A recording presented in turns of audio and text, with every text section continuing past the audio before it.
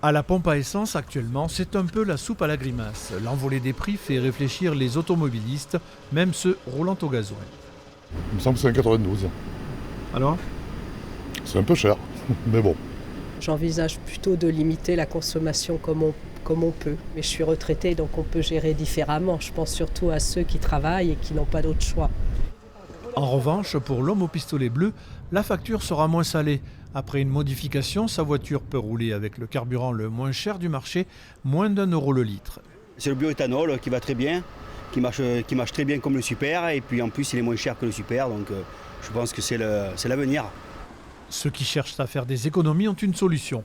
Faire poser un simple boîtier pour laisser passer l'éthanol dans le moteur, un article très demandé.